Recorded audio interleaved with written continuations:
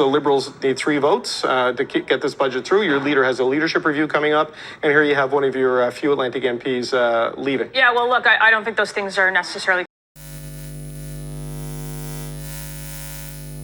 What's up, you guys, and welcome back. My name's Natasha, and this is Behavior Breakdowns. Today, we are breaking down the body language and behavior of David Cochrane. Now, David Cochrane is the host of CBC's segment called Power and Politics, where he discusses all things related to power and politics. We're going to be taking a look at a recent interview where Cochrane sat down with Conservative MP Melissa Lantsman to discuss Chris Daughtry, who was a Conservative MP who resigned, and also the 2025 federal budget, which Mark Carney had recently announced. Let's take a look at some of Cochrane's body language and behavior during this recent interview. And I'm hoping Melissa Lantsman can answer some very specific questions. Oh, awesome. I think you're there and ready to go, Melissa Lantsman. What's going on with Chris Daughtry? We're not talking about the budget? We'll get to just, that. I would hope we could take a few minutes to talk we about absolutely the will. generational debt that we've just been piled Well, we will, but let's just talk about the sudden resignation. Chris Daughtry has resigned from your caucus. What is the view from your office there? Look, Chris has, like Lisa said, Chris has made a choice, and I think the choice is, not to fight inflation, not to fight to lower grocery prices and lower the cost of homes like his constituents elected him to do.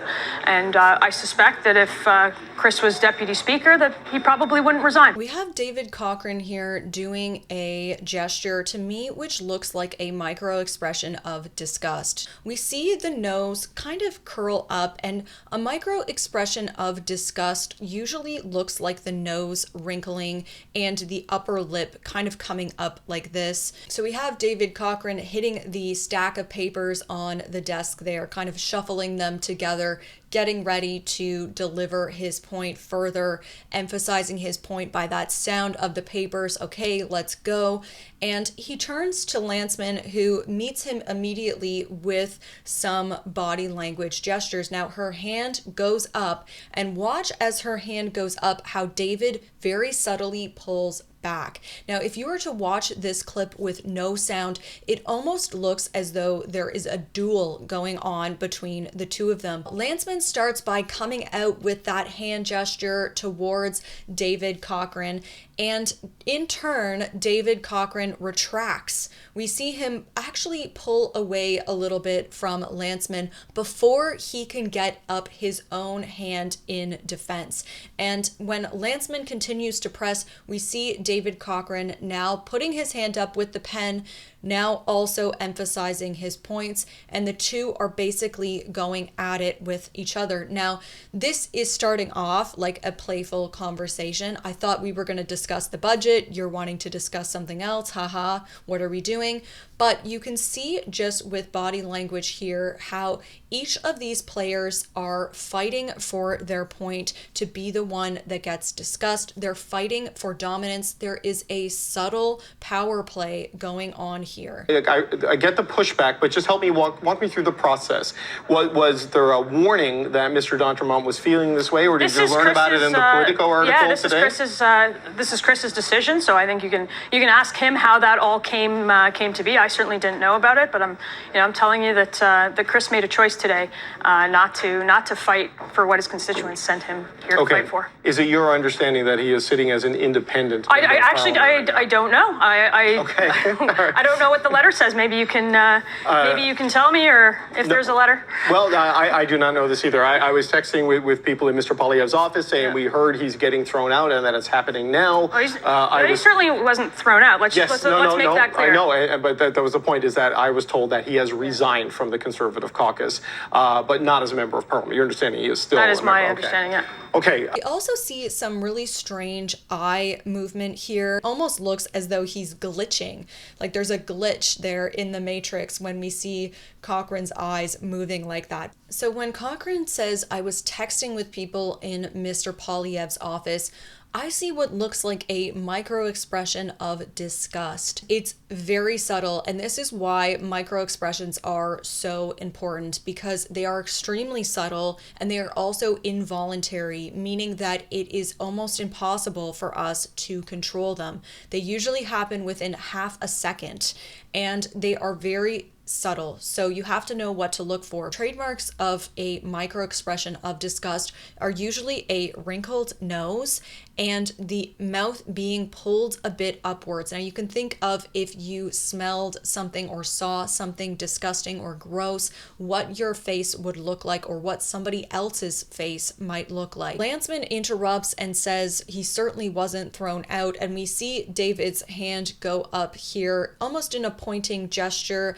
I've talked about this pointing gesture a lot on the channel. When we see the finger wag, we know that somebody is getting in trouble, somebody is being punished, you've been naughty.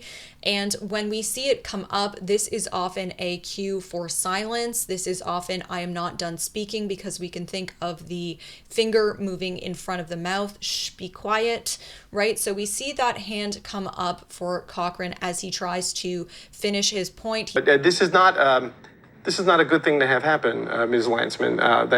For the Conservatives, the Liberals need 3 votes to get this budget through. Your leader has a leadership review coming up, and here you have one of your few Atlantic MPs leaving. Yeah, well, look, I don't think those things are necessarily connected. I think Chris has a lot of time to figure out how he's going to vote on the budget. He ran on predicated on the fact that he was going to make life more affordable for Canadians. If that's what he is going to do, then I can't see how he possibly votes for this budget. But I think time will tell on that, and we can talk about all of the speculation about who votes how, but today we can talk about this budget, which I think was a really expensive one and a really long speech as well. So we heard it all. I think you read the budget into the record. One of my biggest pet peeves in journalism is this look of feigned concern.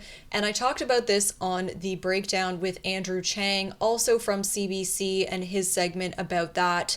So there's this look of feigned confusion or feigned concern. David Cochrane here has that furrowed brow, and we see those lines, 11s, appear between the brow lines, that look of feigned concern or feigned confusion. We also see Cochrane's mouth go into a bit of a mouth shrug. Pretty interesting facial expressions there from David Cochrane. Again, having some feigned concern, perhaps a little bit of anger coming out now with those downturned eyebrows and the upside down smile.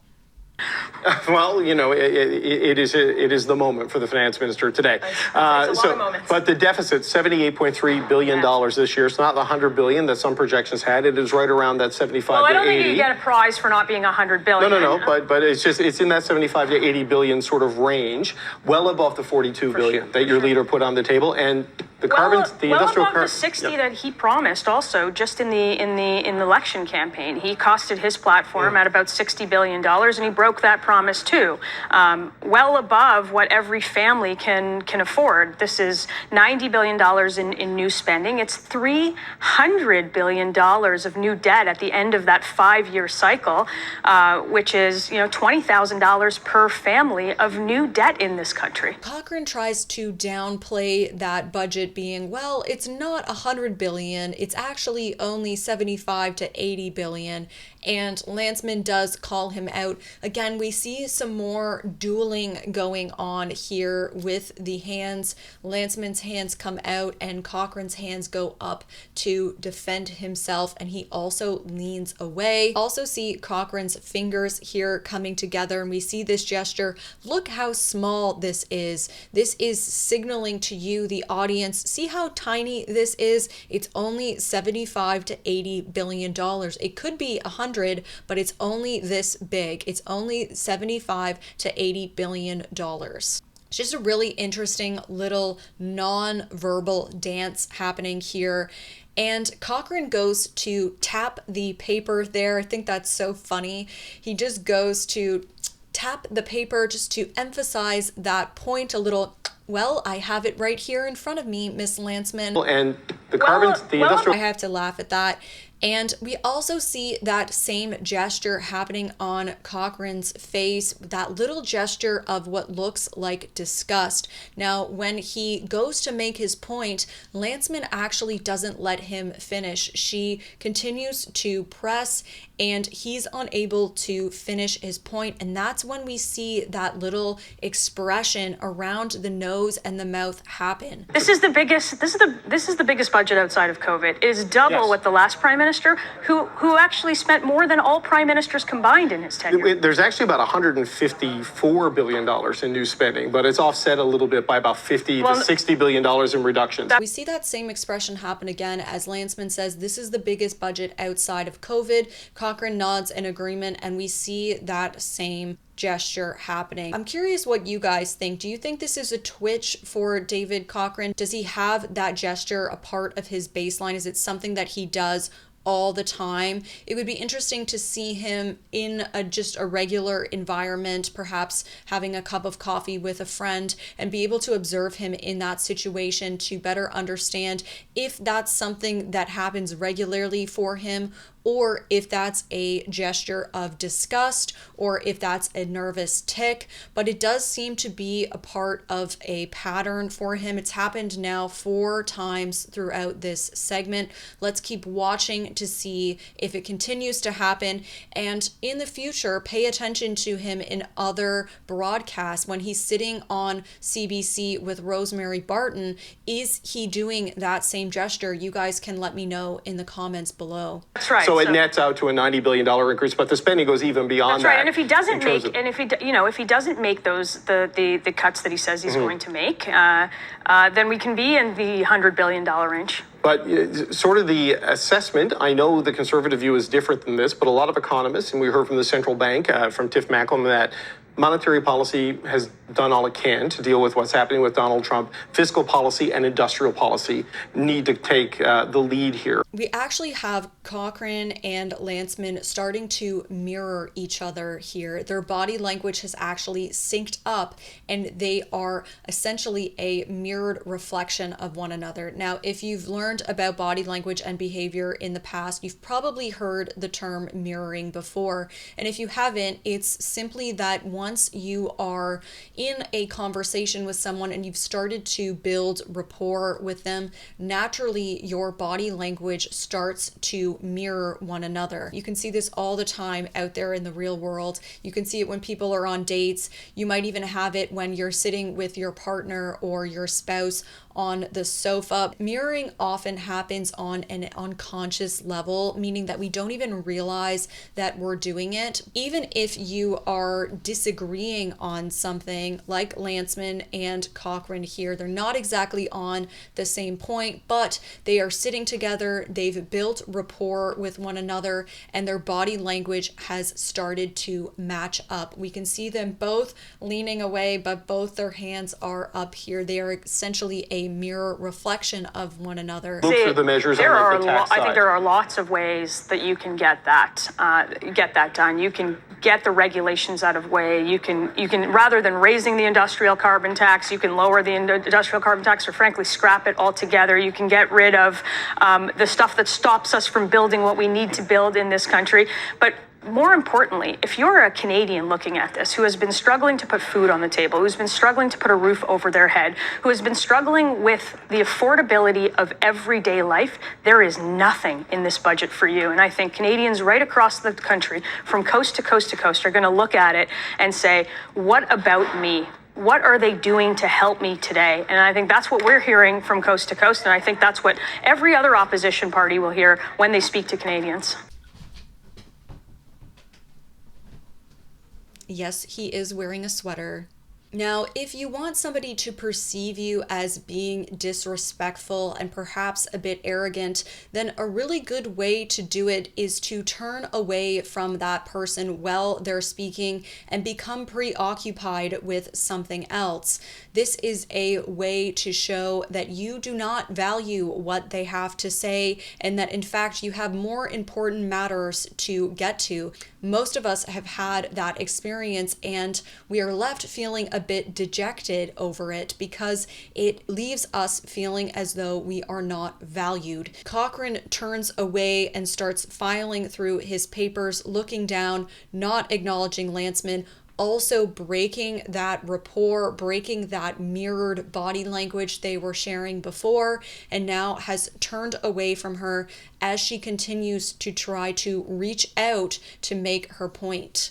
I think if I were Lantsman here, I would have paused to get David's attention, because if she were to take a moment just to pause and let one sentence hang, Cochrane would be forced to readdress her to see if she was done talking or if she was going to continue her point. So that would have been a moment that she could have paused her speech, let him look at her again, and then start to drive home the point, regaining some control. Unfortunately, the perception of power here is in David's favor. Lantsman here is the one turned to David, trying to get back his attention, and he is down looking at his papers, not concerned about what Lantsman has to say. You talk about regulation, though. They are laying out a path to get rid of, or just never implement, the oil and gas emissions cap.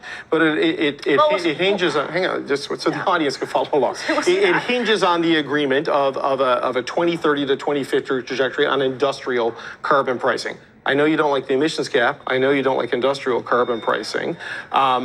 Is there a climate policy that you would support? So look, they could have said today that they would get rid of the emissions cap. They could have said today that they could get rid of the EV mandates. They could have said today that they would lower instead of increase the industrial carbon tax, which, by the way, is directly responsible for the rise in food and housing and everything we build. We see Cochrane go and grab his suit just very subtly there. That is a way to help adapt some nervous energy and to adapt that stress. He goes, hold on, touches the side of his suit there. Just a brief little way to help him feel a bit more in control.